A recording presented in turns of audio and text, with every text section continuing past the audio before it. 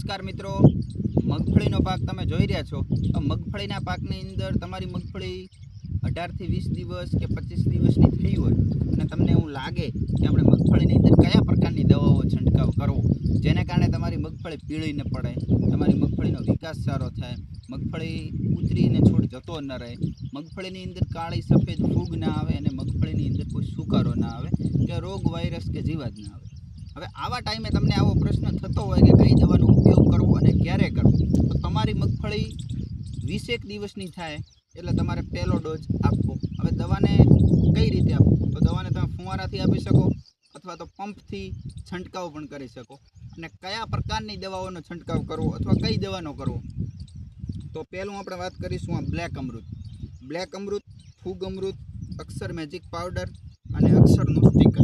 હવે આનાથી ફાયદા કેવા પ્રકારના થાય, તો તમારી મગફળી વિકાસ ઓછો કરતી હોય અને પીળી હોય તો પીળાશ દૂર કરીને વિકાસ કરે, છોડનો અને મૂળનો વિકાસ કરે. બીજા નંબરમાં તમારી મગફળીની અંદર કાળી સફેદ ફૂગ આવવાની સંભાવના હોય અથવા તો આવી ગઈ હોય તો એ ફૂગ દૂર કરે. એના પછી તમારી મગફળીમાં કોઈ સુકારો હોય, વાયરસ હોય કે જીવાત હોય અથવા તો પછી તમારી મગફળીનો છોડ ઉતરીને જતો રહેતો હોય, મતલબ મગફળીના છોડ ઓછા થઈ જતા હોય, એની અંદર બહુ મસ્ત કામ કરે છે. તો દરેક ખેડૂત મિત્રોએ મગફળીના પાકની અંદર કે અન્ય કોઈ પાકની અંદર ઉગ્યાના અથવા તો વાવેતરના 20 દિવસ થાય એટલે તમારે આ બધી દવાઓનો છંટકાવ કરી દેવો, જેને કારણે તમારે બીજી કોઈ દવાઓનો ઉપયોગ કરવાની જરૂર પડશે નહીં. બસ.